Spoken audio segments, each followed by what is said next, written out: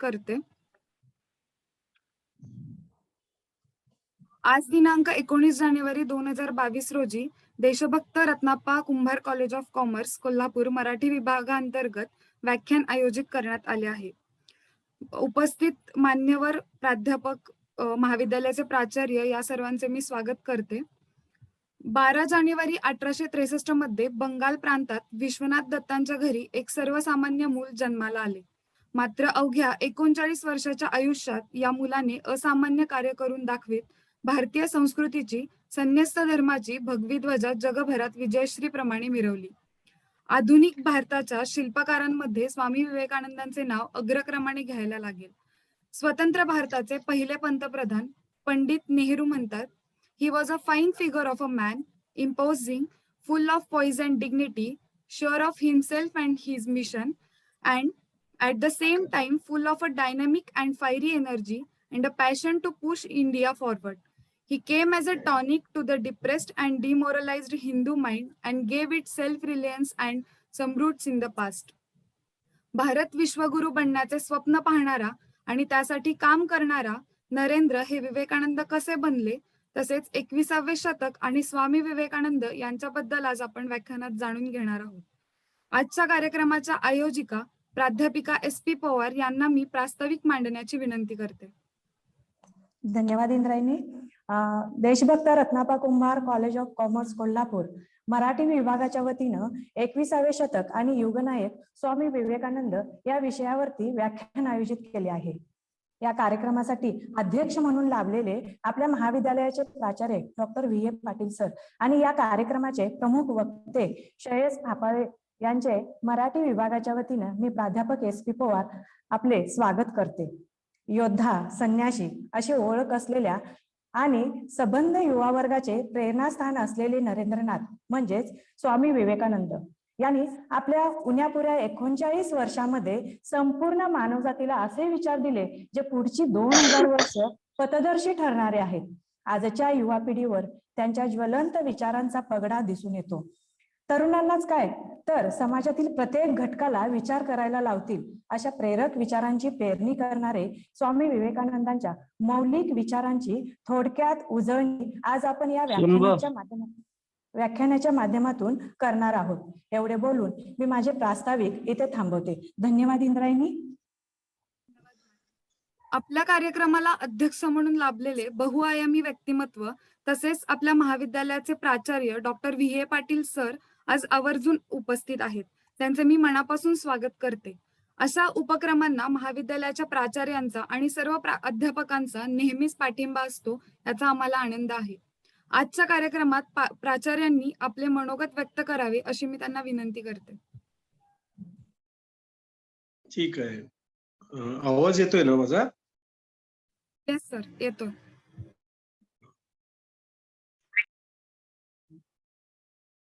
स्वामी विवेकानंद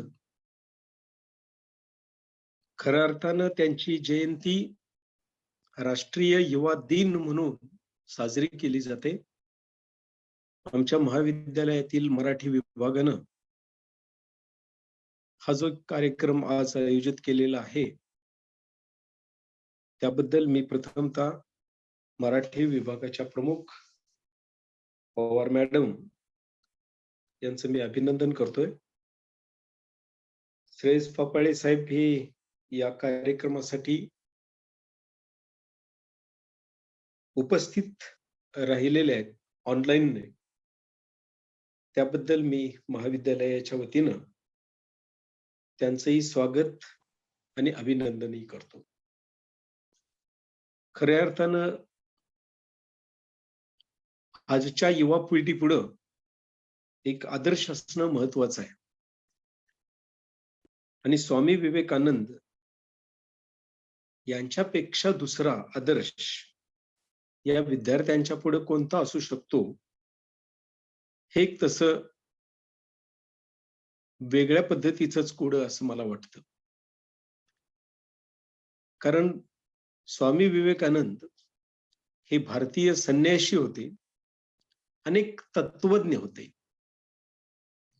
त्यांच्या एकंदरीत विचार प्रवाहावर स्वामी रामकृष्ण परमहंस यांचा प्रभाव पडलेला दिसतो. पाश्चात्य गूढवाद जो आपण म्हणतो त्यामुळे ते प्रभावित झाले आणि त्यांनी संपूर्ण पाश्चात्य देशाला वेदांत आणि योगानं भारतीय दर्शनाचा एक परिचय करून दिला. आणि ते करून देत असताना इतर अनेक महात्म्यांनी त्या संदर्भामध्ये थोडंफार कॉन्ट्रीब्युशन केलं असेलच, परंतु स्वामी विवेकानंद यांचं कॉन्ट्रीब्युशन हे खूप मोलाचं आहे. 12 जानेवारी 1863 रोजी कलकत्ता येथे जन्मलेल्या नरेंद्रनाथ, त्यांचं मूळ नाव नरेंद्रनाथ दत्त, त्यांचा जन्म विश्वनाथ दत्त आणि आई भुवनेश्वरी देवी यांच्या पोटी जन्म घेतलेले हे विवेकानंद खऱ्या अर्थानं पाहताना एवढी प्रगाढ बुद्धी, एवढे प्रचंड हिंदू धर्मामधील असणारं त्यांचं ज्ञान, त्यांनी केलेलं वाचन अभ्यास, परंतु त्यांना केवळ 39 वर्ष इतकंच आयुष्य लाभलं. 4 जुलै 1902 रोजी त्यांचं देहावसान झालं. खरं पाहत असताना विवेकानंदाचे अनेक विचार, अनेक बाबी हे आपणाला विचारात घ्यावे लागतील. शिक्षणाच्या बाबतीमध्ये त्यांचा एक विचार होता की शिक्षण म्हणजे काय, तर एखाद्याच्या अंगी अगोदरपासून असलेल्या पूर्णत्वाचा आविष्कार म्हणजे शिक्षण, असं ते म्हणायचे. आणि त्यावेळेस त्या बाबतीमध्ये त्यांचं एक वाक्य मी वाचनात माझ्या आलेलं होतं, त्यामध्ये ते म्हटलेले होते, जर एखादा विद्यार्थी शाळेत येत नसेल तर शिक्षकानं त्या विद्यार्थ्याच्या घरी जावं. खऱ्या अर्थानं अशा पद्धतीचे विचार ह्या निश्चितपणानं एक शिक्षणाला प्रेरणा देणारे असे आहेत. अलीकडच्या डॉक्टर बाबासाहेब आंबेडकर सुद्धा म्हणालेले होते की अलीकडच्या शतकामध्ये एक भारताने निर्माण केलेला सर्वात मोठा माणूस जर कोण असेल तर तो विवेकानंद. इव्हन सुभाषचंद्र बोस जे बंगालचे, ते सुद्धा त्यांच्या लेखनामध्ये मी ते वाचलेलं आहे, ते म्हणतायत की जोपर्यंत बंगालचा संबंध आहे तोपर्यंत आम्ही विवेकानंदांना आधुनिक राष्ट्रीय चळवळीचे आध्यात्मिक पिता म्हणू शकतो. म्हणजे इतकं योगदान कमी वयामध्ये त्यांनी केलेलं आहे. आता हे सगळं पाहत असताना त्यांनी काय केलं, त्यांच्या पूर्ण आयुष्यामध्ये धर्मजागृती करत असताना कोणकोणत्या गोष्टी जर केल्या हे जर आपल्याला थोडक्यात सांगायचं झालं तर त्यांची विचारधारा समजून घेणे सगळ्यात महत्वाचं आहे. त्यांनी वेदांताकडे पाहण्याची एक नवी दृष्टी दिली. त्यांच्या मते एक निस्वार्थी मानव सेवा हाच खरा धर्म, असं त्यांनी आग्रहपूर्वक सांगितलेलं आहे. भारतातील राष्ट्रीय आध्यात्मिक चळवळी व इतर सामाजिक सेवा कार्य जे आहे यामध्ये प्रत्यक्ष किंवा अप्रत्यक्षरित्या स्वामीजींची प्रेरणा होती आणि आहे म्हणायला हरकत नाहीये. पाश्चिमात्य देशामध्ये त्यांनी भारताचे एक आध्यात्मिक व सांस्कृतिक क्षेत्रातील दूत म्हणून कार्य सुद्धा त्यांनी. त्यांच्या मते सर्व प्राणी मात्र हे शिवाचे अंश आहेत. यामुळेच शिवभावे जनसेवा, शिवभावे जीवसेवा हे रामकृष्ण परमहंस स्वामींचं जे वचन आहे त्यांनी ते शिरोधार्य मांडलं आणि त्या पद्धतीने त्यांनी आपल्या आयुष्याची वाटचाल केली, समाजामध्ये प्रबोधन केलं. उठा, जागे व्हा आणि आपले ध्येय प्राप्त होईपर्यंत थांबू नका, हा तरुणांना त्यांनी दिलेला एक संदेश आजच्या काळामध्ये सर्व युवा पिढीला मार्गदर्शक ठरत आहे. खरं म्हणजे शिक्षण नसेल तर तो मनुष्य दरिद्रीच, म्हणून दरिद्री नारायण हा शब्द खऱ्या अर्थानं जगाला विवेकानंदांनीच दिलेला आहे असं म्हटलं तरी मी वावगं ठरणार नाही. ईश्वर प्राप्ती करण्याच्यासाठी त्याचे वेगवेगळे मार्ग आहेत. त्या मार्गामध्ये जात असताना त्यांनी 4 योगांचा विचार केला. कर्मयोग, भक्तियोग, राजयोग आणि ज्ञानयोग. आजचे जे वक्ते आहेत निश्चितपणानं यावर आपला विचार मांडतील आणि जे काही पार्टिसिपंट आहेत त्यांना खऱ्या अर्थानं विवेकानंद कोण होते हे निश्चितपणानं कळेल. खरं म्हणजे आजच्या या आमच्या महाविद्यालयानं आयोजित केलेल्या अतिशय स्तुत्य कार्यक्रमाला माझ्या मनापासून शुभेच्छा. आणि आलेले जे वक्ते आहेत त्या वक्त्यांचे विचार निश्चितपणानं आमच्या विद्यार्थ्यांना मार्गदर्शक ठरतील अशी एक अपेक्षा व्यक्त करतोय. आणि मला इथं बोलण्याची जी आयोजकांना संधी दिली त्या आयोजकांचं मी आभार मानतो. पुन्हा एकदा प्रमुख पाहुण्यांचं मी स्वागत करतो आणि मी माझे इथं 2 शब्द संपवतो. जय हिंद, जय महाराष्ट्र. धन्यवाद. धन्यवाद सर. तुम्ही दिलेलं मार्गदर्शन नक्कीच आमच्यासाठी मोलाचं आहे. तुम्ही आवर्जून उपस्थित राहिलात त्याबद्दल मी तुमची आभारी आहे. मी पुढे सुरू करेल. कार्यक्रमाची मुख्य सुरुवात होईल. आपल्या कार्यक्रमाचे प्रमुख वक्ते श्रेयस फापाळे यांचा परिचय मी येथे करून देते. ज्ञान प्रबोधिनी प्रशाला पुणे येथे शाळेतील विद्यार्थ्यांसाठी वक्तृत्व अभिव्यक्तीचे वर्षभरापासून ते धडे घेत आहेत, अध्यापन करीत आहेत. 2018 साली राष्ट्रीय स्तरावरील निबंध स्पर्धेत देशात प्रथम येण्याचा मान पटकावलाय त्यांनी. तसेच नियोजन कौशल्य, स्वयंअध्ययन कौशल्य, नेतृत्व कौशल्य याविषयी विविध सत्रांमध्ये त्यांनी मांडणी केली आहे. मी प्रमुख वक्त्यांना विनंती करते की त्यांनी आम्हाला मार्गदर्शन करावे. धन्यवाद Indrayani. Deshbhakt Ratnappa Kumbhar college of commerce, प्राचार्य डॉक्टर पाटील सर, कार्यक्रमाचे आयोजक प्राध्यापिका संपदा मॅडम, सूत्रसंचालन करणाऱ्या इंद्रायणी, सर्व आयोजक, प्राध्यापक आणि सर्व सहभागी विद्यार्थी मित्र मैत्रिणींना माझा मनापासून नमस्कार. 12 जानेवारीला स्वामी विवेकानंद जयंती झाली आणि मी विचार करत होतो आज 1 आठवडा झालाय आणि त्यानंतर आपण कार्यक्रम त्याबाबत आयोजित करत आहोत आणि तरी सुद्धा इतकी लोक आवडीने उपस्थित आहेत. ही खरंच कौतुकाची गोष्ट आहे आणि विवेकानंद समजून घ्यावेसे वाटत नाही, ही त्यामागची खरी भावना आहे असं मला वाटतं. ती विवेकानंदांची जादू आहे. आणि आपला आजचा जो विषय आपण नियोजित म्हटलेला आहे की 21वे शतक आणि युगनायक स्वामी विवेकानंद, तर 21व्या शतकामध्ये विवेकानंद रिलेव्हंट आहेत का? तर आजच्या पिढीसाठी नक्कीच रिलेव्हंट आहेत आणि कदाचित माझ्यासारख्या तरुण पिढीला विवेकानंद नक्कीच मार्गदर्शक आहेत. मला एक प्रसंग ह्या शीर्षकावरनं आठवला.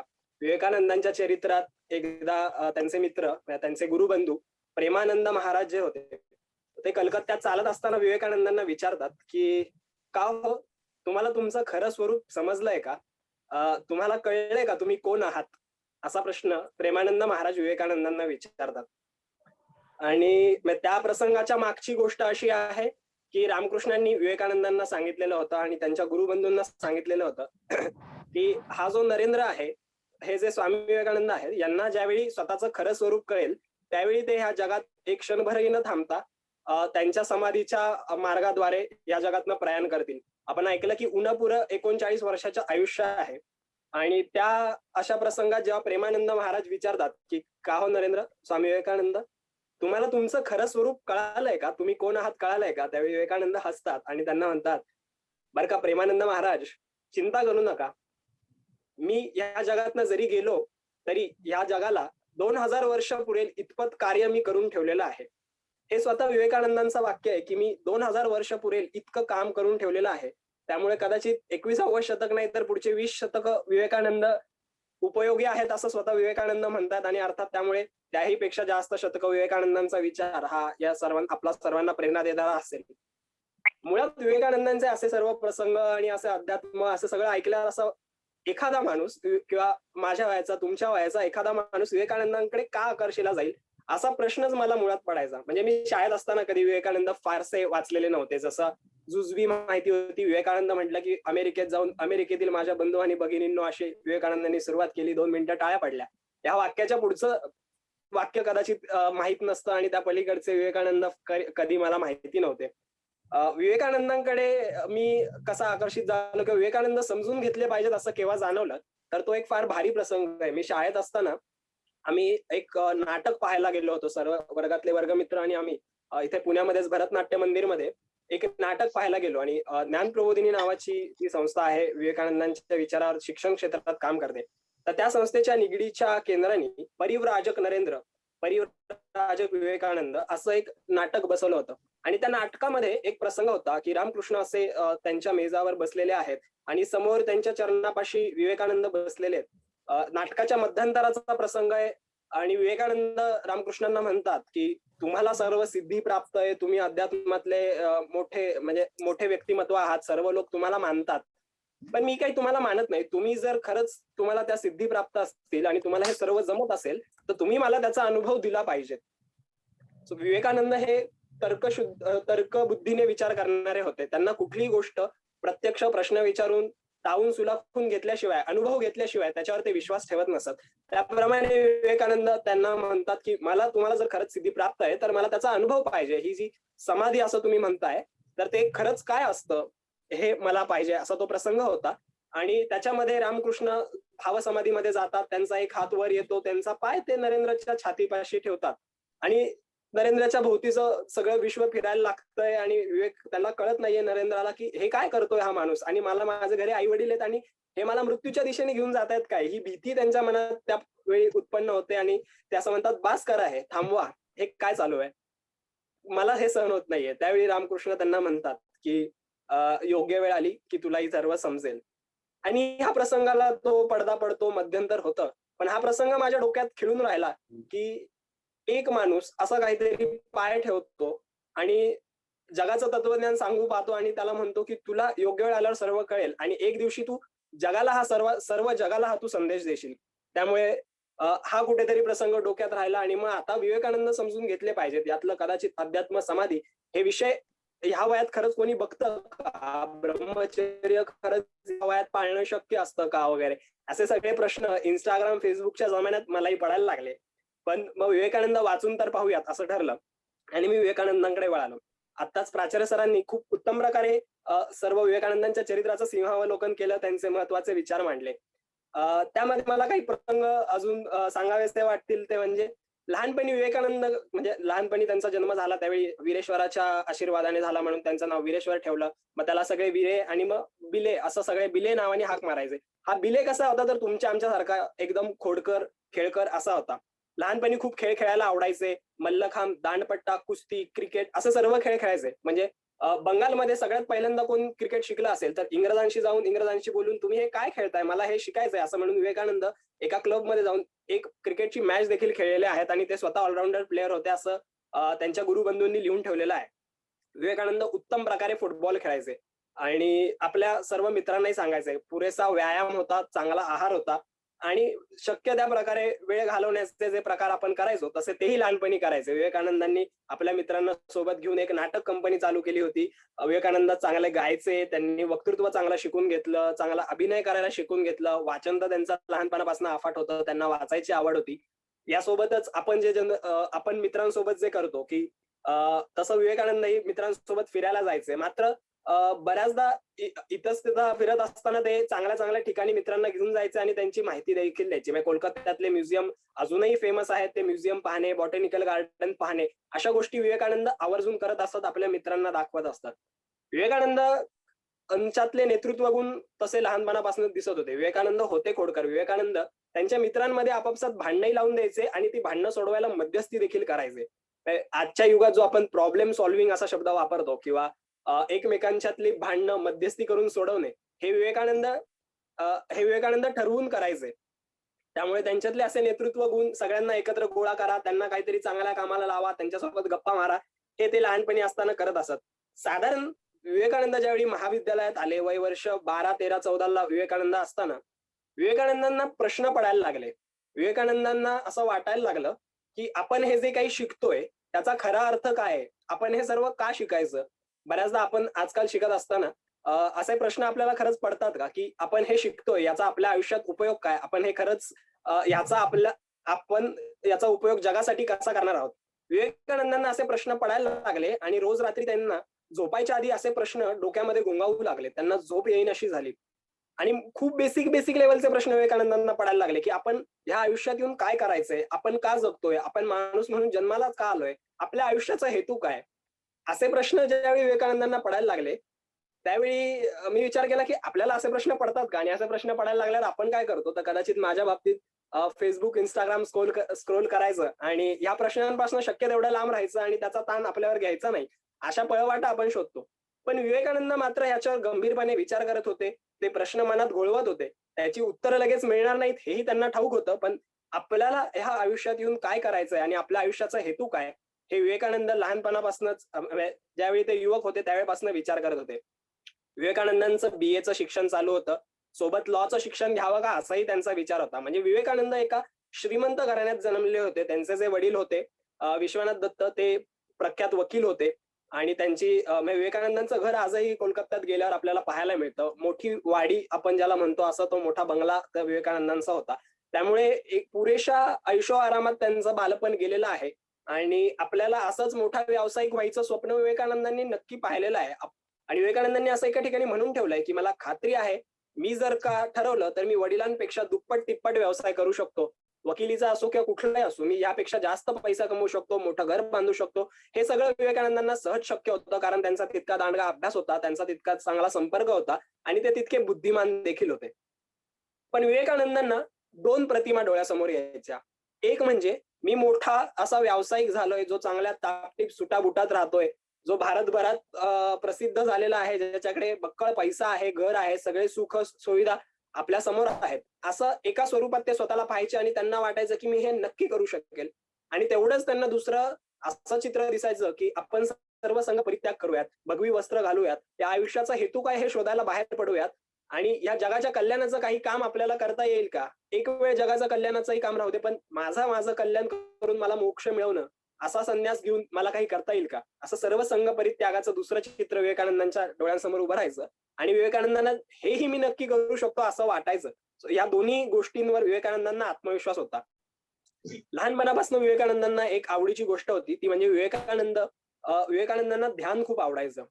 एकाग्रपणे बसणे, एका विषयावर चिंतन करणे, शांतपणे बसून राहणे, आपल्या मित्रांना सोबत घेऊन ध्यानाचे खेळ खेळणे, असं विवेकानंद करत नाही. विवेकानंदांचे आपल्याला ज्या गोष्टी माहिती असतात, त्यातली ही गोष्ट आपल्याला बऱ्याचदा नक्की माहिती असते, की विवेकानंद असंच त्यांच्या मित्रांना घेऊन बसलेले असतात आणि त्यांचं ध्यान, सगळेजण ध्यान लावायचे प्रयत्न करत असतात, पण कुणाचंच ध्यान लागत नसतं आणि विवेकानंद मात्र ध्यानात मग्न होऊन जातात. तितक्यात तिथे एक साप किंवा तिथे एक नाग येतो आणि सगळे मित्र उठून पळतात, पण विवेकानंदांना कळतही नाही, की आपल्या बाजूला आपल्या शेजारी साप येऊन बसलाय आणि आपण ध्यानात आहे. या प्रकारे ते ध्यानामध्ये असत. लहानपणापासून त्यांना ह्या अशा ध्यान, अध्यात्म, तत्वज्ञान अशा गोष्टींचं आकर्षण होतं. त्या सगळ्या गोष्टी समजल्या होत्या असं नाही, पण ते आकर्षण होतं ते त्यांनी कधी लपवलं नाही. म्हणजे विवेकानंद काय करायचे, तर रस्त्यावरच्या जाणाऱ्या कोणी संन्यासाला घरात घेऊन यायचे आणि आई आपल्याकडे बघ कोण आलंय, असं आवडीने सांगायचे. आणि हे बघ साधू महाराज आलेत, यांना काहीतरी खायला गोडधोड कर, यांना रसगुल्ला दे, यांना शिरा करूयात, गोडधोड करूयात, असं म्हणायचे. असं तुम्ही तुमच्या घरी गेले तर काय वाटेल? कदाचित आपल्या घरचे पहिल्यांदा खुश होतील, की अरे वा, मुलगा चांगल्या मार्गाला लागला, असं काहीतरी करतोय. पण हे जर रोज रोज व्हायला लागलं आणि रोज रोज तुम्ही असा कुठला तरी एखादा साधू संन्यासी रस्त्याने जाणारा घरात बोलवू लागला, त्याला जीव घालायला लागला, तर मात्र अवघड होऊन जाईल. तसंच विवेकानंद म्हणजे भुवनेश्वरी देवींचं झालं, विवेकानंदांच्या आईंचं झालं आणि त्यांनी असं ठरवलं, की आता रस्त्याने जाता येता जर कोणी संन्यासी येणार असेल तर नरेंद्रला त्या बिलेला आधीच खोलीत कोंडून ठेवायचं. त्यामुळे त्यांना असं कळलं, की 2 संन्यासी रस्त्याने जाणार आहेत. त्यावेळी त्यांनी विवेकानंदांना वरच्या खोलीमध्ये कोंडून ठेवलं. विवेकानंदांना कळेना असं का केलंय. खिडकीमधनं खाली पाहत असताना त्यांना थोड्या वेळाने दिसलं, की 2 साधू जात आहेत आणि त्यांनी वरूनच आवाज टाकला, "ओ साधू महाराज, थांबा." आता त्या साधू महाराजांना वाटलं, हा एवढूसा पोरगा घराच्या वरच्या माळ्यावरनं हाक देतोय, तो काय म्हणणार? तर विवेकानंद म्हणाले, "थांबा थांबा, तुम्हाला मला काहीतरी द्यायचंय." साधू महाराजांना वाटलं, हा काय देणार? तर विवेकानंदांनी एक नवं धोतर त्या माणसाला वरून खाली फेकलं आणि म्हणे, "हे घ्या." आणि त्यांच्यासोबत दुसराही साधू होता, तर याला काय द्यायचं? तर दुसरं धोतर त्या खोलीत त्यांना सापडेला, म्हणून त्यांनी स्वतः नेसलेलं धोतर सोडलं आणि त्या संन्याशांना देऊन टाकलं. असं स्वतःजवळ जे आहे ते सहजपणे देऊ शकणाराच माणूस खऱ्या आयुष्यात मोठा होतो. आपण बरंचसं काम करतो, मदत कार्य करतो. आज 21वे शतक आहे. नुकताच कोरोनाचा काळ गेला आहे आणि लॉकडाऊनच्या काळात आपण अनेक लोक यातले मदत कार्य करायला आपण उतरलेलो असूही, अशी मदत करत असताना आपण खरंच असं आपलं स्वतःचं सर्व देऊन टाकूयात आणि मला यातून काही नको अशा भावनेने उतरतो का? का कदाचित फक्त आपण आपल्या व्हॉट्सअप स्टेटसला लगेच अपडेट करावं गोष्टी आणि मित्रांना कळवाव्यात आणि लाईक्स घ्यावेत यासाठी करतो? असा विचार करायला लागेल असं वाटतं. पण विवेकानंद असा कुठला विचार करत नसत. जे आहे ते लगेच देऊन टाकणं इतक्या मोकळ्या स्वभावाचे होते. हा सगळा एकीकडे बदल होत असताना विवेकानंद थोडेसे युवक होत होते. कुमारात वयोगटातून विवेकानंद युवक गटात जात होते. आजकालच्या भाषेत बोलायचं तर विवेकानंद मॅच्युअर होत होते. कॉलेज लाईफ मध्ये येत होते. तर कॉलेज लाईफ मध्ये विवेकानंदांनी काय केलं? तर विवेकानंद कॉलेज लाईफ मध्येही असेच होते. त्यांना मित्र होते. ते मित्रांसोबत गप्पा मारायचे. त्यांना संगीताची आवड होती, उपासनेची आवड होती. यासोबतच त्यांनी ब्राह्मो समाजाला जायला सुरुवात केली. ब्राह्मो समाज हा त्या काळी देवेंद्रनाथ दत्तांनी सुरू केलेला एक देवेंद्रनाथ ठाकूरांनी सुरू केलेली एक संस्था होती. ब्राह्मो समाज नावाची एक संघटना होती.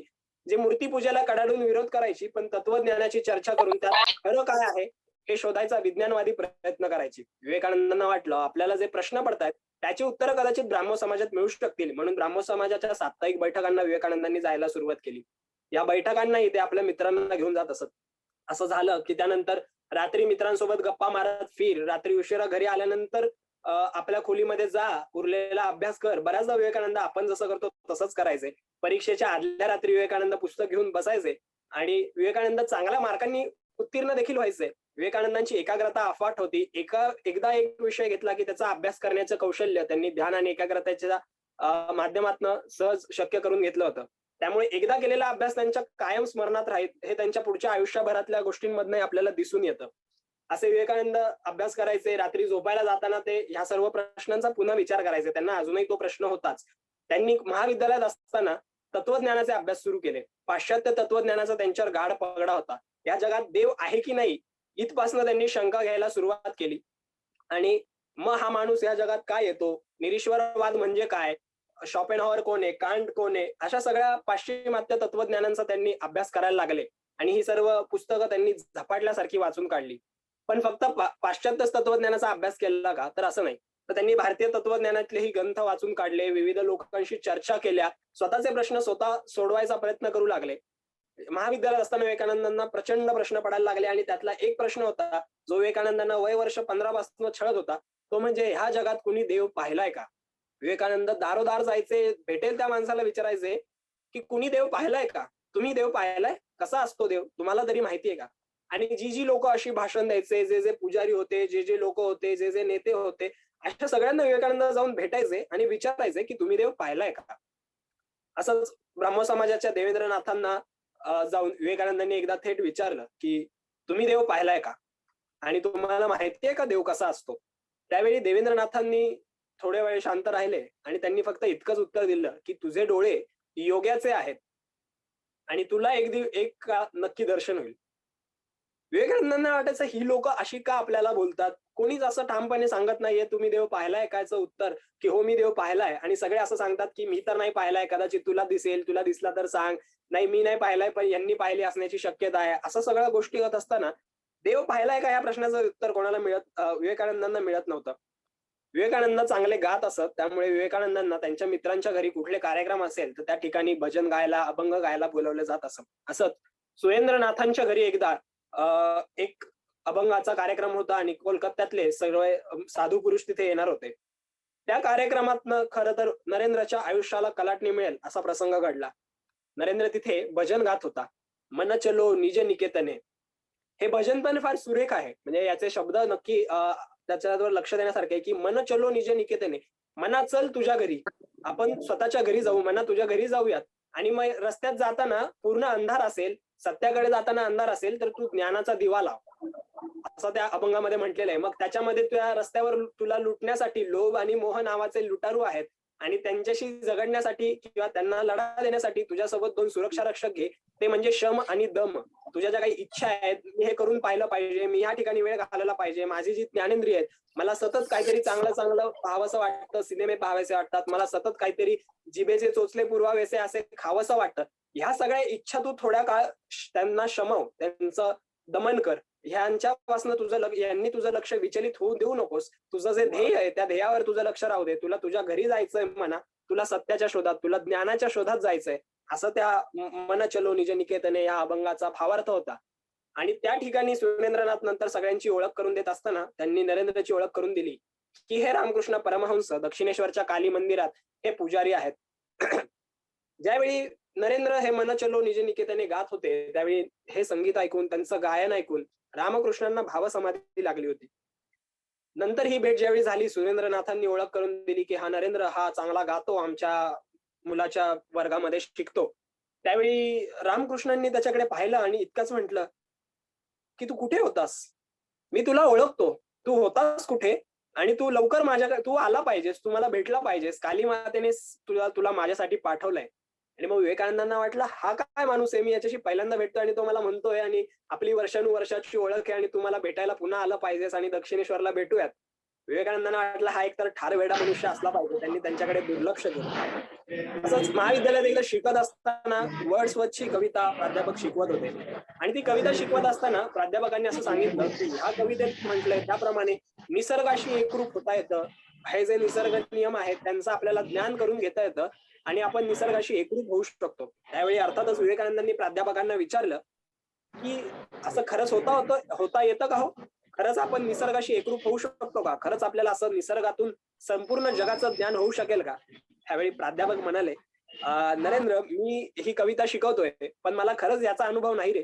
पण मी तुला एक माणूस सांगू शकतो की ज्यांनी याचा नक्की अनुभव घेतलाय आणि तो माणूस दक्षिणेश्वरच्या मंदिरात काली मातेचा पुजारी आहे, रामकृष्ण परमहंस.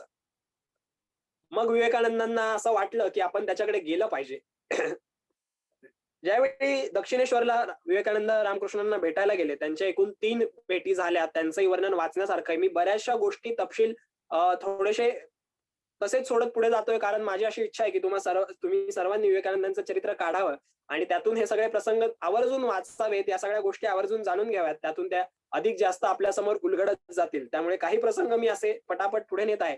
तर त्यामध्ये 3 भेटी रामकृष्ण विवेकानंदांच्या झाल्या आहेत आणि याच्यामध्ये विवेकानंद रामकृष्णांना तपासून पाहतायत की हे माझे गुरु होण्याच्या ताकदीचे आहेत का, आणि रामकृष्ण देखील नरेंद्रांना तपासून पाहतायत की ज्याच्या हातून जगाचं कल्याण व्हावं असं मी इच्छा करतोय, तो माणूस देखील तितक्या ताकदीचा आहे का, त्याच्यात ती क्षमता आहे का की हा जग हलवून टाकेल, आणि त्याच्यामध्ये ती क्षमता आहे का की तो मोठी मोठी कार्य घडवून आणेल, त्याला स्वतःवर आत्मविश्वास आहे का. हे दोघही गुरु शिष्य एकमेकांची परीक्षा घेत होते. विवेकानंदांचा विचार तर चिकित्सक होताच, त्यांना तर्कबुद्धीला पटल्याशिवाय ते कुठलीही गोष्ट सहजासहजी स्वीकार करत नसत. त्याप्रमाणेच विवेकानंद रामकृष्णांना खूप सारे प्रश्न विचारत असत आणि रामकृष्ण त्याची सहज उत्तरं देत असत. पण अजूनही विवेकानंदांना वाटत होतं की हा बाबा काहीतरी वेडा संन्यासी दिसतोय आणि हा मला असं कसं म्हणजे हा जे सांगतोय या बाबतीतवर मी विश्वास कसा ठेवायचा. म्हणजे विवेकानंदांनी रामकृष्णांचा एक छोटा प्रसंग आहे की असं त्यांना कळलं की रामकृष्णांना धनाचा स्पर्श सहन होत नाही.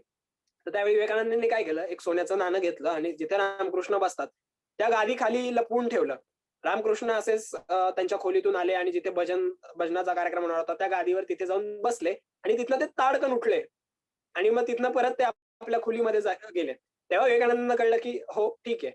विवेकानंदांना अजूनही प्रश्न असा होता की आपण यांना गुरु म्हणून स्वीकारावं का, आणि हा जो माणूस बोलतोय ह्यावर हे सगळं पटण्यासारखं असलं तरी मी विश्वास कसा ठेवायचा.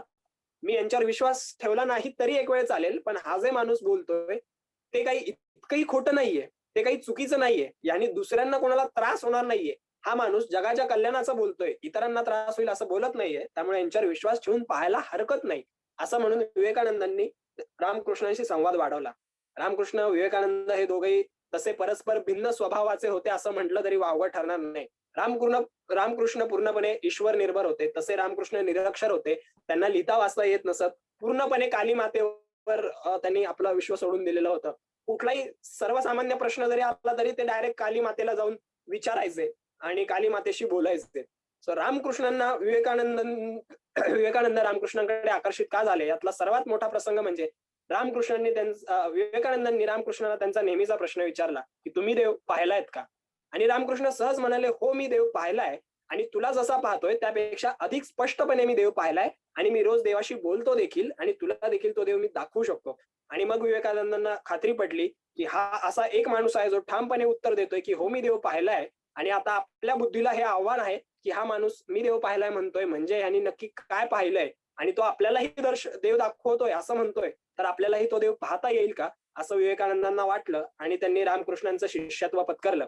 विवेकानंद पूर्णपणे आत्मनिर्भर होते. ते स्वतःचे प्रश्न स्वतःला विचारायचे, त्याची उत्तर पुस्तकात तत्वज्ञानात शोधायचे, जे प्रश्न अडतील ते आपल्यापेक्षा मोठ्या गुरुजनांना विचारायचे. तसं रामकृष्णांचं नव्हतं. रामकृष्ण थेट काली मातेशी बोलायचे. काही प्रश्न आला की हे काली माते, याचं उत्तर काय, आणि काली माता त्यांना उत्तर द्यायची असं म्हणतात. हे असे परस्पर भिन्न विचारांचे जरी वाटत असले बरोबर, तरी एकमेकांशी एकरूप पावलेले ही गुरु शिष्याची जोडी, या दोघांचा एकमेकांना केवळ 4.5-5 वर्ष सहवास लाभलेला आहे. त्यातला एक महत्वाचा प्रसंग असा आहे की विवेकानंदांना जसं आपल्या सगळ्यांच्या घरी असतं, विवेकानंदांच्या घरून प्रचंड प्रकारे ताण तणाव प्रेशर होतं. विवेकानंदांच्या वडिलांचं निधन झालंय. त्यांच्या घरामध्ये अंतर्गत गृहकलहामुळे त्यांच्या घराचा स्वतःवरचा हक्क सोडायला लागलेला आहे आणि अतिशय गरिबीच्या 2 वेळेचं जेवण मिळेल की नाही अशा परिस्थितीमध्ये अनेक रात्री उपाशी राहून विवेकानंदांनी काढल्या आहेत. आपल्या आईला काय जेवू खाऊ घालायचं हा प्रश्न विवेकानंदांना आहे आणि मग त्या प्रश्नामध्ये आता आपण उच्च शिक्षण घ्यायचं का, लॉचं शिक्षण घ्यायचं का, जॉब करायचा का, आणि कुटुंब सांभाळून कुटुंबाला आता आपण आपल्या कुटुंबाला हातभार लावायचा का, हा सगळा प्रश्न विवेकानंदांसमोर आहे. जे प्रश्न आपल्याला आपल्या तरुण वयात असतात की मला चांगलं नोकरी मिळेल का, चांगला पगार मिळेल का, चांगल्या पगाराची नोकरी कुठे मिळेल आणि मी माझ्या कुटुंबाला हातभार लावू शकेल का. आणि दुसऱ्या बाजूला विवेकानंद रामकृष्णांना भेटताय, त्यांना हे ठामपणे वाटतंय की आपला आयुष्याचा उद्देश हा सर्व संघ परित्याग आहे, आपल्याला संन्यास घ्यायचा आहे. हे कुटुंब वगैरे पुरतं मी सीमित नाही राहिलं पाहिजे, तर मला काहीतरी मोठं काम करायचंय, मला मोक्षाच्या प्रवासाला निघायचंय, तर मी संन्यासही घेतला पाहिजे. अशा दोन्ही विचारांचा प्रचंड मोठा संघर्ष विवेकानंदांच्या मनामध्ये सुरू आहे. आणि मग एक वेळ विवेकानंदांना असं सुचतं की आपण रामकृष्णांना शब्द टाकून पाहूयात की माझ्या घरच्या परिस्थितीसाठी तुम्ही काली मातेला साकडं घाला आणि तिला म्हणावं की नरेंद्राच्या घरची परिस्थिती बरी कर. त्यावेळी रामकृष्ण म्हणतात, मी काली मातेला सांगतो आणि फक्त तू स्वतःच्या तोंडाने माग, मी काही काली मातेकडे काही मागत नाही. सो ते काली मातेला म्हणतात की बघ काली देवी, नरेंद्र तुझ्यापाशी आलाय आणि त्याचं काहीतरी मागणं आहे, त्याचं जे जे मागतोय ते तू त्याला पुरव अशी मी प्रार्थना करतो. नरेंद्र काली मातेच्या देवळात जातात, काली मातेची मूर्ती पाहतात आणि त्यांना मागायचं काय असतं, तर माझ्या घरचा प्रश्न सुटू देत, मला चांगली नोकरी मिळू देत, शिक्षण मिळू देत, चांगल्या पैशाचा चांगल्या पॅकेजचा जॉब मिळू देत आणि माझं सगळं प्रयत्न सुखकर होऊ देत, माझं सगळं जीवन सुखकर होऊ देत. असं खरं तर लौकिक अर्थाने सगळ्या गोष्टी मागायला जे गेलेले विवेकानंद आहेत ते काली मातेची मूर्ती बघतात आणि ते एकच गोष्ट मागतात, हे आई ज्ञान दे, वैराग्य दे, भक्ती दे, विवेक दे. आणि ते परत येतात. रामकृष्ण म्हणतात, मागितलंस का, काली मातेकडे जे मागायला गेला होतास मागितलंस का. आणि विवेकानंद म्हणतात, नाही मी तर काहीतरी वेगळंच मागितलं, थांबा परत जातो आणि मागतो. आणि पुन्हा ती मूर्ती बघून पुन्हा विवेकानंदांच्या तोंडातनं हेच शब्द येतात की हे आई ज्ञान दे, वैराग्य दे, भक्ती दे, विवेक दे. आणि विवेकानंदांना कळून चुकतं की आपल्याला ह्या मनापासून कशाची ओढ असेल तर ती या संन्यासाची, या तत्वज्ञानाची, या अध्यात्माची आहे. आपल्या घरचे प्रश्न काही काळाने सुटणार आहेत, पण जे प्रश्न दीर्घकाळ माझ्या मनात रेंगाळत आहेत, जे सर्व जगासमोर आहेत, त्या प्रश्नांचं उत्तर मी शोधलं पाहिजे. विवेकानंदांना आयुष्यात काय करायचंय हा प्रश्न लहानपणापासून पडत होता. याचं उत्तर त्यांना एका प्रसंगात मिळालं असण्याची शक्यता आहे आणि तसं त्यांनी म्हटलेलं देखील आहे. रामकृष्ण असंच एकदा एका भजनाबद्दल ज्यावेळी सांगत होते त्यावेळी आणि एका तत्वज्ञान सांगत होते त्यावेळी म्हणतात की तुम्ही सर्वांनी काय केलं पाहिजे, तर तुम्ही सगळ्यांनी जातपात मांडली नाही पाहिजे, तुम्ही सर्वांच्यात मिसळलं पाहिजे आणि तुम्ही या सगळ्या लोकांवर जाऊन दया केली पाहिजे. आणि रामकृष्ण एक क्षण थांबतात. दया, तू कोण दया करणारा, मातीत वळवळणारा एक शूद्र किडा आहेस तू, तू काय कोणावर दया करणार. दया नाही करायची, तू त्याची सेवा करायची. शिवभावे जीवसेवा, समोरच्या मध्ये शिव आहे, तो शिवाचंच रूप आहे, परमेश्वराचंच रूप आहे असं मानायचं आणि त्यांची सेवा करायची. दया करण्या इतपत आपण कोणी मोठे नाही, आपण सेवाभावाने या सर्व जीवांची सेवा केली पाहिजे. आणि विवेकानंदांच्या डोक्यात तो शिवभावे जीवसेवा हा मंत्र घोळत राहिला. ज्यावेळी रामकृष्ण मठाची स्थापना झाली त्यावेळी आपलं उद्दिष्ट काय, तर शिवभावे जीवसेवा असंच म्हटलेलं आहे. रामकृष्ण मठाच्या जे बोधवाक्य आहे त्याच्यामध्ये आत्मनो मोक्षार्थम जगत हितायच असं विवेकानंदांनी म्हणून ठेवलंय. स्वतःच्या कल्याणासाठी आत्मनो मोक्षार्थम, पण जगत हितायच आणि जगाच्या कल्याणासाठी. केवळ वैयक्तिक स्वार्थ आणि माझं भलं व्हावं, मला मोक्ष मिळावा, मला सर्व गोष्टी मिळाव्यात, मला माझे मी हे न ठेवता आपण जगासाठी काहीतरी करूयात. या सर्व लोकांमध्ये हा जो दरिद्री नारायण आहे, हा जो दरिद्री माणूस आहे तो नारायणाचं विष्णूचं रूप आहे आणि त्याची सेवा म्हणजे ती विष्णूचीच सेवा आहे असं म्हणूयात आणि त्यांची सेवा करूयात असं विवेकानंद ठरवतात. म्हणून ते आत्मनो मोक्षार्थम जगत हितायच असा सगळा ध्येयवाद असा ते मांडून आपलं ध्येयदर्शन आपल्या गुरुबंधूंना देतात. हा सगळा भाग, हे सगळं चरित्र इथपर्यंत ज्यावेळी आपण वाचतो त्यावेळी विवेकानंद कदाचित हे कोणीतरी गूढ व्यक्तिमत्व आहे की काय, विवेकानंद कोणीतरी वेगळाच माणूस आहे की काय, असे प्रश्न पडू शकतात. पण विवेकानंद हे सर्वसामान्य मुलासारखे होते आणि त्यांचा नरेंद्र ते विवेकानंद हा प्रवास समजून घेण्यासारखा आहे. आणि आपणही विवेकानंद होऊ शकतो, हा आत्मविश्वास देणारा सर्वात जास्त महत्वाचा भाग. आणि आजच्या विषयाला धरून कदाचित 21व्या शतकात विवेकानंद जर समजून घ्यायचे असतील तर, आणि युवकांनी विशेषतः विवेकानंद समजून घ्यायचे असतील तर कुठला भाग समजून घ्यायला पाहिजे असं मला वाटतं, तर तो म्हणजे विवेकानंदांचा वाराहनगर मठाचा 12 वर्षाची तपश्चर्या आणि भाग. रामकृष्णांचं निधन झाल्यानंतर रामकृष्णांचे जे सगळे जे सगळे शिष्य होते ते आपापल्या घरी परतायला लागले. त्यांचे जे गृहस्थाश्रमी शिष्य होते ते आपल्या संसारात निघून गेले. पण जे नरेंद्रांसारखे काही शिष्य होते, 5-6 शिष्य असे जमायला लागले होते की आपण संन्यास घेऊयात आणि काम पुढे चालूयात. त्यांच्यासाठी हा मोठा धक्का होता की आता रामकृष्णांचं निधन झालेलं आहे. पण रामकृष्णांनी सांगून ठेवलं होतं की चिंता करू नका, नरेंद्र तुमचं नेतृत्व करेल. पण विवेकानंद म्हणजे नरेंद्र देखील त्या पॉइंटला आपण म्हणतो तसं ब्लँक होते. त्यांना पुढचं दिसत नव्हतं की आपल्याला नक्की करायचंय काय. आणि आता आपल्यासोबत 4-5 गुरुबंधू आहेत. तर विवेकानंदांनी ठरवलं की आता आपण साधना करूयात, आधी अभ्यास करूयात, आधी समजून घेऊयात आणि मग आपल्या आयुष्याचं जे काही ध्येय आहे, जो काही आपलं उद्दिष्ट आहे, प्रोजेक्ट आहे, तो आपण करूयात. आज 21व्या शतकात आपण सगळे ह्याच गोष्टी शोधत आहोत. आज आपली युवा पिढी ह्याच सर्व गोष्टींच्या मागे धावते आहे, ज्याची उत्तरं विवेकानंदांनी त्या बारानगरच्या मठामध्ये असतानाच्या आपल्या दिनक्रमातनं दिली असं मला वाटतं. विवेकानंदांनी आपले 4-5 गुरुबंधू जमवले आणि सगळ्यांना सांगितलं की आपण आपले घरचे प्रश्न सांभाळून आपण आता संन्यास घ्यायचा आहे आणि आपण इथे एकत्र जमणार आहेत. एक भूत बंगला असा तिथे बंगला होता, तर वाराहनगरचा मठ असं त्याला नाव दिलं. ती अतिशय पडकी वास्तू होती. त्या ठिकाणी त्यांनी रामकृष्णांचा फोटो आणि भगवान शिवाचा फोटो ठेवला, काही ग्रंथ आणून ठेवले आणि आता हा आपला मठ असेल असं सांगितलं. ह्या कुठल्याही गुरुबंधूंकडे पैसे नव्हते, कुठल्याही प्रकारचं आपण जे म्हणतो कॅपिटल इन्व्हेस्टमेंट असं नव्हतं. आणि आता आम्हाला जगाच्या कल्याणाचं काम करायचं एवढंच टार्गेट होतं. विवेकानंदांना एक संघटना करायची होती, एक कंपनी काढायची होती. असं आपण आता जर अॅनालॉजी मध्ये बघितलं तर विवेकानंदांनी ह्यात काय काय केलेलं दिसतं. तर विवेकानंदांनी आपल्या गुरुबंधूंचा दिनक्रम आणि स्वतःचाही दिनक्रम त्यामध्ये आखून घेतला. म्हणजे विवेकानंदांचं मायक्रो प्लॅनिंग ह्या प्रसंगातनं दिसतं. सकाळी उठायचं, व्यायाम करायचा, वाचन करायचं, त्याच्यावर चर्चा करायची, मग रामकृष्णांची आरती, पूजा अर्चा करायची, गंगेला जायचं, स्नान करायचं. कोलकात्यामध्ये हुबळी नावाची गंगा नदी जी वाहते तिला कोलकात्यामध्ये हुबळी नाव आहे. हुबळीच्या इथे जायचं, गंगेवर स्नान करायचं, परत यायचं, पुन्हा ध्यान संध्या, स्नान संध्या झाली की पुन्हा आपलं आपण काय वाचतो आहोत ते वाचायचं, त्याच्यावर चिंतन करायचं आणि पुन्हा गुरुबंधूंसोबत चर्चा करायची. असा दिनक्रम त्यांनी पुढची 12 वर्ष पाळलेला आहे. त्याच्यामध्ये वेगवेगळे विषय, उपनिषद, सगळे तत्वज्ञान त्यांनी वाचून काढली. त्यात येणाऱ्या शंका ते आपल्या गुरुबंधूंना, गुरुजनांना, जे रामकृष्णांचे जुने शिष्य आहेत अशा सर्वांना विचारायचे. काशीच्या अनेक लोकांसोबत त्यांनी केलेले पत्रव्यवहार आजही आपल्याला वाचायला मिळतात की त्यांनी आपल्या अनेक शंका पत्रांमधनं विचारलेले आहेत की हे तत्वज्ञान खरं आहे का, वैष्णव तत्वज्ञान खरं आहे की शिव तत्वज्ञान खरं आहे, दोन्ही मध्ये काय साधर्म्य आहे, असा संपूर्ण अभ्यास त्यांनी केला. हे सगळे जे सगळे त्यांचे गुरुबंधू होते, एक एक करत असे 12 गुरुबंधू जोडले गेले. त्याच्यामध्ये राखाल जे पुढे स्वामी ब्रह्मानंद झाले, तारक होता, बुडा गोपाल होते, छोटा गोपाल होता, असे 12 जण जे शिष्य होते, यांचं नेतृत्व किंवा आजच्या भाषेच्या शब्दात लीडरशिप विवेकानंदांकडे होती.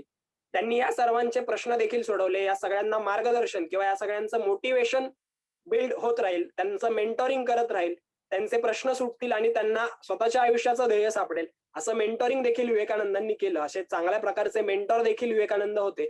या 12 वर्षाच्या काळात तू हे केलं पाहिजेस, हे वाचन कर, ह्या समस्या सोडायच्या असतील तर ह्याचा अभ्यास कर, असं मार्गदर्शन वेळोवेळी विवेकानंद आपल्या मित्रांना करत होते. वाराहनगरचा मठाचा हा सगळा प्रसंग समजून घेत असताना ती परिस्थिती समजून घेतल्याशिवाय त्यातली कदाचित आपल्याला इंटेन्सिटी जी म्हणतो ती समजता येणार नाही, त्यातलं गांभीर्य समजून येता येणार नाही. ह्या सगळ्या गुरुबंधूंकडे बघायला आता रामकृष्ण नाहीयेत, रामकृष्णांची कोणतरी मुलं आहेत आणि ते काहीतरी वेडेपणा करतायत असं म्हणून समाजाने त्यांना दुर्लक्षित केलंय. तिथे जेवायला काही नाहीये, जेवायचं काय तर भात शिजवायचा, त्याच्यामध्ये मीठ टाकायचं आणि मठाच्या आजूबाजूला जी झाडी वाढली आहेत त्यांची पानं उकळून ती आमटी म्हणून घ्यायची. या सगळ्या शिष्यांमध्ये मिळून सगळ्यांना वापरायला स्वतःचं एक भगवं वस्त्र होतं आणि जास्तीची 2 भगवी वस्त्री होती जी खुंटीला टांगलेली असायची. ज्याला बाहेर जायचंय, ज्याला भिक्षा घ्यायची आहे ते तो वस्त्र घालून जायचा. इतक्या प्रकारच्या गरिबीमध्ये, प्रचंड हालाकीच्या परिस्थितीत हे दिवस त्यांनी काढलेले आहेत. पण यामध्ये आजच्या भाषेत ज्याला आपण टीम बिल्डिंग म्हणतो, गट बांधणी विवेकानंदांनी केली. हे सगळे 12 शिष्य जे विवेकानंदांच्या सोबत होते, जे रामकृष्णांचे अंतरंग शिष्य होते, त्या सर्वांचा एक गट विवेकानंदांनी घट्ट बांधला की आपण जगात कुठेही गेलो तरी आपण एक राहूयात. आणि यातून रामकृष्ण मठाचे संघटनेची पाळेमुळे रोवली गेली, त्याचं बीज रोवलं गेलं असं म्हणता येईल. कारण राखाल म्हणजे स्वामी ब्रह्मानंद पुढे रामकृष्ण मठाचे अध्यक्ष झाले. विवेकानंद अमेरिकेत गेले आणि तिथलं कार्य सुरू केलं. ते कार्य पुढे चालू ठेवण्यासाठी त्यांनी भारतातनं आपल्या एका गुरुबंधूंना बोलवून घेतलं. इंग्लंडमध्ये त्यांनी जे कार्य केलं तिथे आपल्या दुसऱ्या गुरुबंधूंना बोलवून घेतलं. रामकृष्ण मिशनचे जे विविध हॉस्पिटल सुरू झाले त्यांची जबाबदारी एका गुरुबंधूंना दिली. जे आध्यात्मिक याचे मठ चालू झाले त्यांची जबाबदारी एका गुरुबंधूंना दिली. अशा कुठली तरी एक कोर टीम बांधलेली आहे, टीम बिल्ड केलेली आहे, गट बांधलेला आहे 12 जणांचा, की पुढे हे सर्व मोठी मोठी कामं आपल्या जबाबदारी खांद्यावर घेतील. असे खांदे निर्माण करण्याचं काम विवेकानंदांनी या 12 वर्षात केलेलं आहे. यासोबतच सेल्फ स्टडी ज्याला म्हणतो, स्वयं अध्ययन विवेकानंदांनी केलंय. प्रचंड तत्वज्ञानाचे सगळे ग्रंथ वाचून काढलेत. आपल्याला तो प्रसंग माहिती असेल की एकदा ते मोठा ग्रंथ घेऊन येतात, एका रात्रीत वाचतात आणि दुसऱ्या दिवशी ग्रंथपालाला नेऊन देतात. त्यावेळी ग्रंथपाल त्यांना म्हणतात, जेव्हा हे असं वारंवार होतं त्यावेळी ग्रंथपाल त्यांना म्हणतात की तू खरंच वाचतोस का रे? त्या विवेकानंद म्हणतात, कुठल्याही पानावरचा कुठलाही उतारा मला विचारा आणि मी तुम्हाला सांगू शकेल. आणि मग खरंच ग्रंथपाल असं विचारतात की ह्याबद्दल तुला काय वाटतं? आणि विवेकानंद सांगतात की हे असं असं लिहिलेलं आहे आणि याच्यावर मला असं असं वाटतं आणि इतर पुस्तकांमध्ये हेही लिहिलेलं आहे असं त्यांना बोलून दाखवतात. मग त्यावेळी ग्रंथपालाची खात्री पटते की हा खरंच हे वाचतायत. त्यावेळी विवेकानंद त्याला म्हणतात की गंमत नाही करत, हे सगळ्यांना साध्य होऊ शकतं.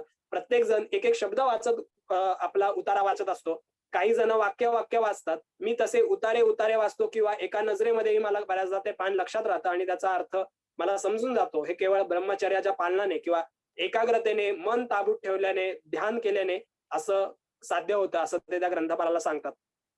विवेकानंदांना एक मोठा प्रोजेक्ट उभा करायचा असं जर आपण एक डोक्यामध्ये घेतलं, विवेकानंदांना आजच्या भाषेत आपल्याला जे स्वप्न पडतात की एक स्टार्टअप काढू, एक कंपनी काढूयात आणि ती जगाचं कल्याण करेल किंवा ती इको फ्रेंडली असेल आणि ती फार मोठी होईल, त्याचा इम्पॅक्ट पडेल, जगभरात त्याचं नाव होईल, मी बिलियनियर होईल, may be me Elon Musk होईल.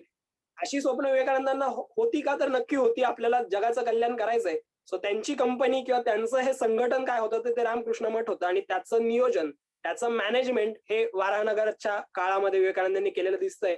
त्यांच्या पत्रांमध्ये ह्या सगळ्याचा बारीक सारीक विचार त्यांनी केलेला दिसतो. आपल्या मित्रांना त्यांनी जी पत्र लिहिली त्यात त्यांनी अगदी छोट्या छोट्या सूचना केल्यात की बेलूर मठामध्येच जेवणाची व्यवस्था कशी असावी, बसायला कुठली पद्धत वापरावी, पाठ कुठले असावेत, कुठल्या पद्धतीत आपण थाळी भरली पाहिजे, इतक्या बारीक सारीक गोष्टींपासून पडदे कसे असावेत, खोल्यांची रचना कशी असावी, उद्यान कसं असावं, ध्यान कक्ष कसा असावा, असे प्रॉपर मॅनेजमेंटचे धडे, मायक्रो प्लॅनिंगचे धडे विवेकानंदांनी त्या पत्रातून आपल्या गुरुबंधूंना दिलेत आणि आजही पत्र आपल्याला वाचायला मिळतात. सो ज्यांना आपण मॅनेजमेंट गुरु व्हावं असं वाटत असेल 21व्या शतकात, त्यांनी विवेकानंदांची पत्र जरूर वाचली पाहिजेत. यासोबतच हे सगळं काम करायचंय, पण हे सगळं काम ज्यांच्यासाठी करायचंय ते समजून घेतलं पाहिजे असं विवेकानंदांना वाटलं. ज्याला आजच्या भाषेत आपण मार्केट सर्व्हे किंवा रिसर्च म्हणतो, हे करण्यासाठी विवेकानंदांनी देशाटन करायला सुरुवात केली. विवेकानंदांनी भारत भ्रमण करायला चालू केली. वारानगरच्या मठातनं बाहेर पडले आणि मला जर ह्या भारतातल्या गरीबात गरीब लोकांची सेवा करायची असेल तर मला आधी त्यांच्या समस्या समजून घेतल्या पाहिजेत, मला आधी आपला देश समजून घेतला पाहिजे असं नरेंद्रला वाटू लागलं. आणि नरेंद्र उत्तरेपासून दक्षिणेपर्यंत फिरायला लागला. कुठे कुठे गेलेत याचे नुसते नकाशे पाहिले किंवा ही ठिकाणं जरी आपण चरित्रातनं काढून पाहिली तरी गुगल मॅप्सवर त्याचा अंदाज घ्यायला एक माणूस 39 वर्षात इतकं कसं फिरू शकतो याचं आश्चर्य वाटतं. काही नावं मी सांगतो: दिल्ली, आग्रा, अयोध्या, वृंदावन, प्रयाग, काशी, ऋषिकेश, दिल्ली, जयपूर, मुंबई, पुणे, अर्थात कोल्हापूरला देखील विवेकानंद आले होते. पुण्यात आले होते त्यावेळी ते लोकमान्य टिळकांना भेटले होते. महाराष्ट्रात विवेकानंद येऊन गेले. तिथून मैसूर, रामेश्वरम, त्रिवेंद्रम आणि कन्याकुमारी असा 3.5 वर्षाचा 2 तीर्थाटन यात्रा करून संपूर्ण भारत विवेकानंदांनी पायी, रेल्वेनी, बैलगाडीनी, मिळेल त्या साधनांनी पालथा घातलेला आहे. आणि कसा तर हातात एक कमंडलू, एक काठी, हातात एक काठी आणि भगव्या वस्त्रांनिशी विवेकानंद भारतभर फिरत होते. आज संध्याकाळी कुठे राहायचं याचं नियोजन नव्हतं, याचं pre planning, booking, room booking असं काही नव्हतं, हॉटेल्स नव्हते. ज्या घरात मला ठेवून घेतील त्या घरात राहायचं, कोणी स्वतःहून खायला दिलं तर खायचं. असं करत विवेकानंद संपूर्ण भारत फिरलेत, सर्व स्तरांमध्ये फिरलेत, सर्व जातीपातीच्या माणसांपाशी गेलेत.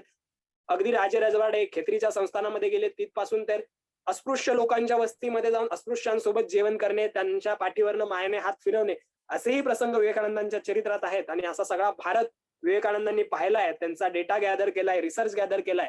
आणि आपल्याला जे काम करायचंय त्याची व्हिजन डेव्हलप करायची असेल, आपलं आयुष्याचं उद्दिष्ट शोधायचं असेल तर आता हे सगळं आपण पाहिलंय, याचं चिंतन केलं पाहिजे असं विवेकानंदांना वाटलं. आणि हा संपूर्ण देश पाहिल्यावर भारताच्या दक्षिण टोकाला कन्याकुमारीच्या खडकावर जाऊन विवेकानंद तिथे 3 रात्री जाऊन बसलेले आहेत आणि ते चिंतन करतायत, हा सगळा डेटा अनालाइज करतायत आजच्या भाषेत. ते कन्क्लुजन काढतायत की मी नक्की काय पाहिलं आणि नक्की काय केलं पाहिजे. आणि त्याबाबत त्या 2-3 दिवसात काय चिंतन झालं याचा एकच उल्लेख विवेकानंदांनी एका पत्रात केलेला आहे, की मला 3 गोष्टी त्यावेळी लक्षात आल्या त्या चिंतनातनं, त्या कन्क्लुजन मधनं, त्या ध्येयदर्शनातनं किंवा ज्याला आपण विजन शेअरिंग म्हणतो, ते विजन शेअरिंग विवेकानंदांनी केलंय. ते म्हणजे संन्यासांनी ग्लोब घ्या, नकाशे घ्या आणि गावोगाव जाऊन त्यांनी शिक्षण द्या. ह्या समाजाला शिक्षण देणं हा पहिला उपाय आहे. इथले सर्व लोक अज्ञानात खितपत पडले, त्यांचे सगळे प्रश्न आहेत आणि हे सर्व प्रश्न शिक्षणाने सुटणार आहेत.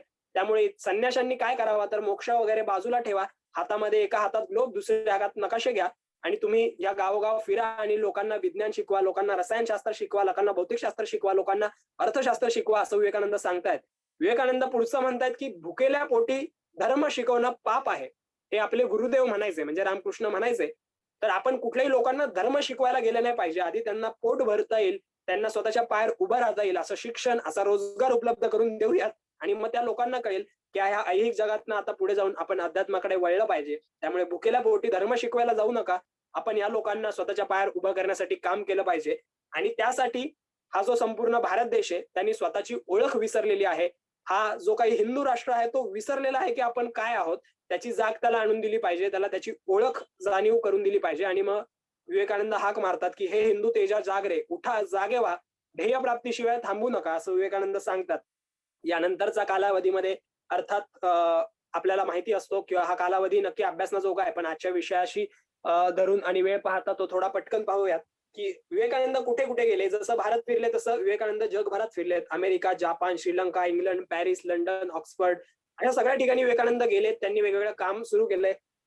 वेदांत सोसायटीची स्थापना अमेरिकेत केली आहे. अनेक पाश्चात्य शिष्य त्यांना मिळालेले आहेत. या सगळ्या परदेशातल्या कार्याचे मुख्य 4 भाग होते. एक म्हणजे त्यांनी ठिकठिकाणी व्याख्याने दिली. त्याचं वक्तृत्व खूप भारी होतं. कुठल्याही नेत्याला काय असायला लागतं तर वक्तृत्व असायला लागतं, किंवा ज्याला आजच्या भाषेत आपण पब्लिक स्पीकिंग म्हणतो, हे पब्लिक स्पीकिंग विवेकानंदांजवळ होतं.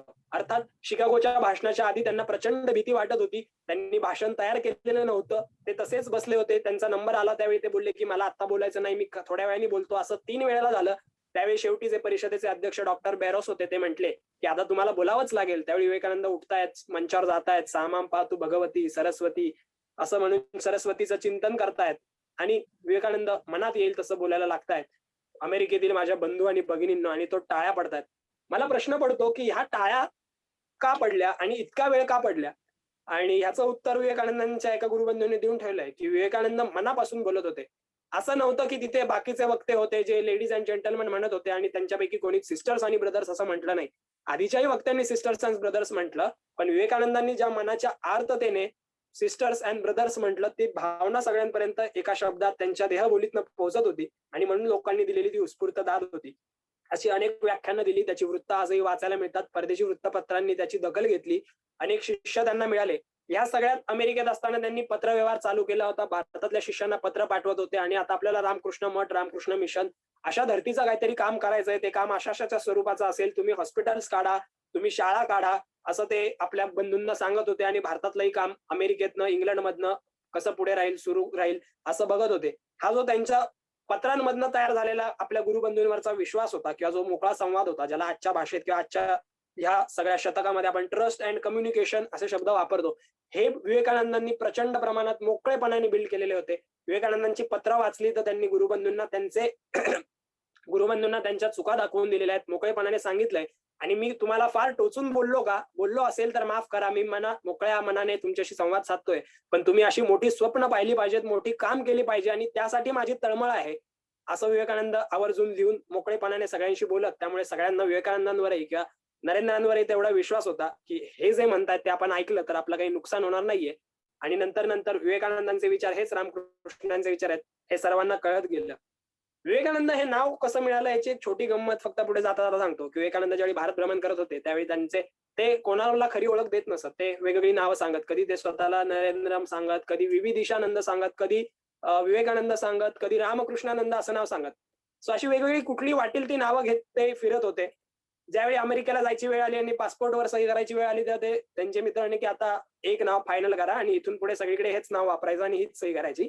तेव्हा त्यांनी विवेकानंद अशी सही केली. त्यामुळे तिथून पुढे अख्ख्या जगाला स्वामी विवेकानंद असं त्यांचं नाव आपल्याला माहिती आहे. या सगळ्या पाश्चात्य कामातनं त्यांना पाश्चात्य शिष्य अनेक मिळाले. त्यातले एकच भगिनी निवेदिता किंवा मार्गारेट नोबेल आपल्याला माहिती आहेत. कामाचा विस्तार किंवा एक्सपान्शन हे खूप महत्वाचं असतं. कुठलंही तुमचं काम, तुमची कंपनी, तुमचे सगळे तुमचे व्हेंचर्स हे मोठे व्हायचे असतील तर त्याचा विस्तार होणं गरजेचं असतं. आणि विवेकानंदांनी असा आपल्या कार्याचा विस्तार जगभर केला. पाश्चात्य शिष्य जोडून घेतले आणि मग निवेदिता म्हणजे स्वतः आयरिश असून इंग्लंडचं नागरिकत्व सोडून भारतात आल्या, भारतीय झाल्या, संन्यासची दीक्षा घेतली आणि इथल्या स्त्रियांच्या शिक्षणासाठी बंगालमध्ये त्यांनी पहिली शाळा काढली. असे अनेक पाश्चात्य शिष्या विवेकानंदांना येऊन मिळाल्या आणि त्यांनी विवेकानंदांचं काम पुढे चालू ठेवलं आणि त्यांच्याही विकासाची जबाबदारी विवेकानंदांनी स्वतः सांभाळली. असं विस्ताराचं एक्सपान्शनचं काम देखील विवेकानंदांनी केलं. आणि या सगळ्यातनं जे काही आर्थिक देणगी उभी केली, हे सर्व काम, हे सगळे हॉस्पिटल्स, मठ बांधण्याचे भौतिक सगळी आर्थिक जबाबदारी विवेकानंदांवर होती. ती त्यांनी सक्षमपणे पेलली, देणग्या उभ्या केल्या, काही काम केलं. आपल्या गुरुबंधूंना त्यांनी सांगितलं की तुम्ही उद्योग करायला लागा, तुम्ही एंटरप्रेनर व्हा, असं विवेकानंद त्याही वेळी सांगत होते. आपल्या एका गुरुबंधूंना शरद बाबूंना त्यांनी सांगितलं की तुम्ही असं करा, बनारसी साड्यांमधनं फ्रॉक शिवा आणि त्या फ्रॉक आपण परदेशांमधल्या इथल्या छोट्या मुलींना देऊयात आणि त्यांना ते फार आवडतील. असे तुम्हाला कस्टमर्स मी काही मिळवून देईल आणि नंतर तुम्ही तुमचे मिळवू शकाल. असा बिझनेस तुम्ही चालू केलात तर आपल्याकडे अर्थ तयार होईल किंवा आपल्याकडे पैसा निर्माण होऊ शकेल आणि आपण स्वावलंबी किंवा आत्मनिर्भर असं आपलं मॉडेल तयार करू शकू, असं विवेकानंद त्यांना सांगतायत. असा उद्योजक दृष्टिकोन विवेकानंद आवर्जून सगळ्यांना देत होते. हा सगळा जगाचा विजय करून घेतल्यानंतर विवेकानंद भारतात आलेत आणि कोलंबो ते अल्मोरा असा प्रवास करत असताना विवेकानंदांनी भारताने 21व्या शतकात काय केलं पाहिजे किंवा इथून पुढे भारताने काय केलं पाहिजे याविषयीची व्याख्यानं विवेकानंदांनी दिली आहेत. त्यातली 2 व्याख्यानं अतिशय महत्वाची आहेत. एक म्हणजे आम्हा समोरील कार्य, द वर्क बिफोर अस, आणि दुसरं माझ्या मोहिमेची योजना, की मला आता काय करायचंय. मला इन द सेन्स रामकृष्णांनी असं म्हटलेलं आहे की विवेकानंदांनी असं म्हटलेलं आहे की मी जरी मृत्यू पावलो तरी माझं काम पुढे चालू राहील आणि मी त्या कामात तुम्हाला कायम प्रेरणा देत राहील, मदत करीत राहील. माझं शरीर या जगात असलं नसलं तरी विवेकानंदाचं हे काम पुढे चालू राहील असं त्यांनी म्हटलंय. तर या माझ्या मोहिमेची योजना काय आहे आणि आम्हा समोरील कार्य काय हे विवेकानंदांनी त्या व्याख्यानात मांडलंय. ते त्या व्याख्यानातले शेवटचे आणि महत्वाचे 3 मुद्दे मांडून आज मी इथे थांबतोय. तर पहिला मुद्दा जो विवेकानंदांनी या सगळ्या देशाला ठासून सांगितला तो म्हणजे की तुमचा देश आता बायकी झालेला आहे. तुम्हाला स्वतःच्या पायावर उभं राहायचं असेल तर तुम्हाला काय केलं पाहिजे, तर उठा, जागे व्हा, ध्येय प्राप्तीशिवाय थांबू नका. उत्तिष्ठत जाग्रत प्राप्यवरा निबोधत. एक कल्पना घ्या, एक ध्येय घ्या, त्यांनी झपाटून जा आणि त्या ध्येयाच्या मागे तुमचं सर्वस्व लावा. तुम्ही कुठलीही कल्पना घ्या, तुम्ही विज्ञान शिकवा, तुम्ही भौतिकशास्त्र शिकवा, तुम्ही अध्यात्मात या, तुम्ही उद्योगधंद्यात जा, तुम्ही कुठलंही काम करा, पण त्याच्या मागे झपाटून जा, ध्येयाने झपाटून जा आणि ते काम जगात मोठं कसं होईल या ध्येयाने तुम्ही त्या मागे लागा. दुसरं त्यांनी या भारतीयांना सांगितलं ते म्हणजे कष्ट करा, कर्मयोगी व्हा, रजोगुणी व्हा, खूप पराक्रम करायचे, खूप मोठी स्वप्न पाहिजेत. आपली जी स्वप्न आहेत ती फक्त मी जॉब करेल, पैसा मिळवेल किंवा मी एखादं चांगलं शिक्षण घेईल, चांगल्या डिग्र्या घेईल आणि माझं कुटुंब हे करेल, ह्यापेक्षा मोठी स्वप्न बघा, कर्मयोगी व्हा, रजोगुणी व्हा, पराक्रमी व्हा. मन वज्र हवे आणि मनगट ते पोलाद, असं विवेकानंदांनी संदेश दिलेला आहे. तुमच्या मनामध्ये लोखंडासारखी ताकद येवो, तुमचं मनगट पोलादी हो आणि तुमचं मन अशा वज्रासारखं अभेद्य हो, अशी ताकद तुम्ही निर्माण करा आणि त्यासाठी तुम्ही कष्ट करा. शांत बसून व्हॉट्सअप, फेसबुकवर चर्चा करून ही ताकद मिळवता येणार नाहीये. तुम्हाला प्रत्यक्ष कर्मयोगी व्हायला पाहिजे, असा दुसरा संदेश दिला. आणि तिसरा आणि महत्वाचा संदेश जो विवेकानंदांनी देऊन ठेवलाय, जो 21व्या शतकात महत्वाचा आहे, तो म्हणजे संघटना करा. या देशामध्ये, या जगामध्ये संघटनेची आवश्यकता आहे. कुठलाही एकटा माणूस या जगामध्ये मोठी काम करू शकत नाही. त्याला इतरांची मदत लागते, त्याला संघटना लागते. आणि संघटना करत असताना मग एकमेकांना समजून घेणे, हेवे दावे रुसवे फुगवे समजून घेणे आणि तुम्ही योग्य दिशा देऊन नेतृत्व करणे हे तुम्हाला जमलं पाहिजे. आणि अशी संघटना करून तुम्हाला काय करायचंय, तर भारताला विश्वगुरु बनवायचं आहे. देशसेवा करायची म्हणजे काय, तर मला देशाला जगात 1 नंबरला, जगाचा विश्वगुरु बनवायचा आहे. येत्या 50 वर्षात मातृभूमी हेच आपणा सर्वांचे दैवत असावे, असं विवेकानंदांनी म्हटलेलं आहे. आणि ही 50 वर्ष कदाचित आपल्याला ती विवेकानंदांची 50 वर्ष, अजून 150 वर्ष, 100 वर्ष काम करायला लागेल. पण प्रत्येकाने असं ठरवायला निश्चितच हरकत नाही. किंवा आजच्या या कार्यक्रमाच्या निमित्तानं आपण संकल्प करूयात की येत्या 50 वर्षात मातृभूमी हेच आम्हा सर्वांचं दैवत असेल, की आमची मातृभूमी हेच आमचं दैवत आहे. आणि विवेकानंदांचं जे कार्य आहे, भारत विश्वगुरु करण्याचे कार्य अजूनही राहिले. ते काम, त्या कामासाठी आपण आपापल्या क्षेत्रामध्ये उत्तुंग पराक्रम करूयात. आपण विवेकानंदांसारखं आपलं व्यक्तिमत्व विकसित करण्यासाठी प्रयत्न करूयात. नरेंद्रचा जसा विवेकानंद झाले तसं आपणही विवेकानंद बनण्याचे प्रयत्न नक्की केले पाहिजेत असं मला वाटतं. आणि त्यासाठी अशी ताकद आपण आपल्या मनगटामध्ये कमावली पाहिजे. इतकं बोलून थांबतो. काही प्रश्न असतील आणि वेळ असेल तर आपण घेऊ शकू. इंद्रायणी. येस, कोणाला काही प्रश्न विचारायचे असतील, काही शंका असतील, तर त्या चॅट बॉक्समध्ये तुम्ही टाकू शकता.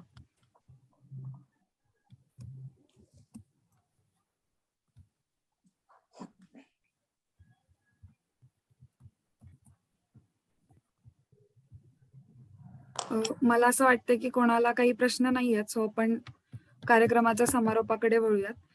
मी प्राध्यापिका SP पवार यांना विनंती करते की त्यांनी मान्यवरांचे आभार मानावे आणि आपल्या कार्यक्रमाचा समारोप करावा. धन्यवाद. धन्यवाद इंद्रायणी. खरोखरच आजचा युवक कसा असावा, त्याची ध्येय, स्वप्न काय असावीत याबद्दल खूप छान शब्दात विवेचन केलं. विवेकानंदांच्या आयुष्यातील अनुभव, प्रसंग आम्हाला सांगितले.